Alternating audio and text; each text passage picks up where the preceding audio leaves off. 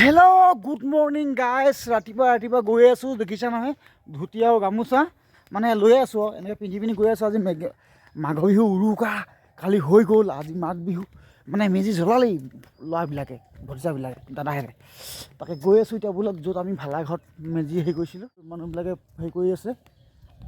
এতিয়া আমি এইফালে গৈ আছোঁ এতিয়া মেজি জ্বলাবলৈ, মানে মেজি জ্বলালে, অলৰেডি জ্বলালে। আমি গৈ সেৱা এটা কৰিমগৈ ভগৱন্তৰ চৰণত, অগ্নিদেৱক। আজি বছৰটোৰ কাৰণে অগ্নিদেৱ তেওঁ বহুত ডাঙৰ হয়, তেওঁ বহুত মহান হয় তেওঁ। আৰু আটাইতকৈ সত্য বস্তু হ'ল অগ্নিতকৈ সত্য বস্তু একো নাই পৃথিৱীত।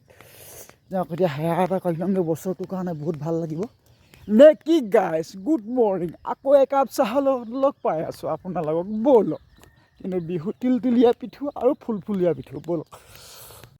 হেল্ল' গাইজ, অলৰেডি আহি পাই গ'লোহি।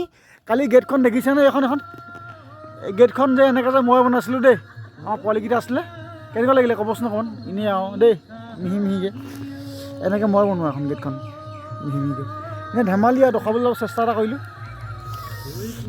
সিমানকৈ লাগি থকা নাই আৰু মেজি ঘৰ বুলি।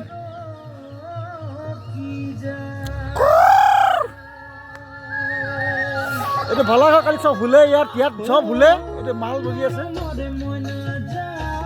এইটো মাল কালি হেল্ল' গাইজ, কালি ঢেৰ কিবা কিবি উলিয়াই দিলোঁ, গম পাই নাই? বহুত ডাঙৰ ডাঙৰ কিবা ঢেৰ মতা কোৱা লৈ আনিলোঁ, হাঁহ লৈ আনিলোঁ, উলিয়াই দিলোঁ ইয়াত। চব দাদা হয়, এইপিনে দাদা হয়। অঁ, তাৰপৰা আমাৰ ল'ৰাকেইটা ঐ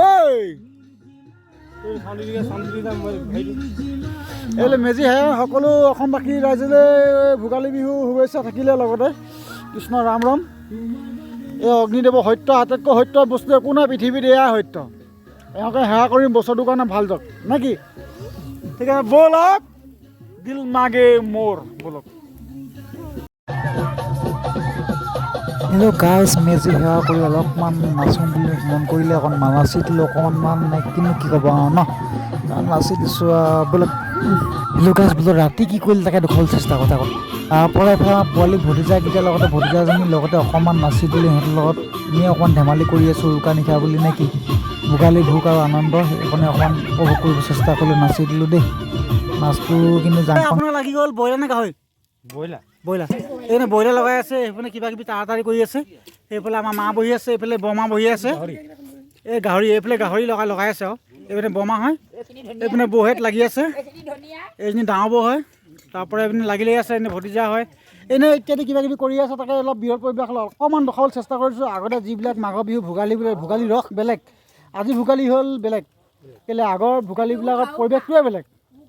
আজি উৰুকা নিশা পৰিৱেশবিলাক বহুত ৰকমৰ আগৰ যিখিনি পৰিৱেশ আছিলে, আজি সিহঁতো এই পৰিৱেশবিলাক থকা কিমান ভাল লাগিলে, মনোৰঞ্জন থাকিলে হেঁতেন। আগৰ দতীসকল, আইতাসকল, বৌতীসকল কি ধুনীয়া এটা পৰিৱেশ দিছিলে আমাক, কিন্তু সেই নিকা পৰিৱেশটো নাই। আমি সাধু লাগে সেইবিলাক কথা শুনিলে। কিন্তু আজি হ'লেও এইদৰে মা দেউতাহঁতৰ লগত বা বৌহঁতৰ লগত সকলোৰে লগত অকণমান ৰং মঞ্চ অকণমান ধেমালি কৰিব চেষ্টা কৰিছোঁ। কণমানি ভাইটিহঁত আছে, লগতে হাঁহি ধেমালি কৰি আছে। আৰু অকণমান পিছত অকণমান জমনি বা গান চান কিবা ইত্যাদি কৰি নাচিবলৈ অকণমান চেষ্টা কৰিম, আপোনালোকক দেখাবলৈ চেষ্টা কৰিম। আৰু বিকাশ চুতীয়া এটিজত ব্লগটো পাৰিলে অকণমান ছাবস্ক্ৰাইব এটা কৰি দিব।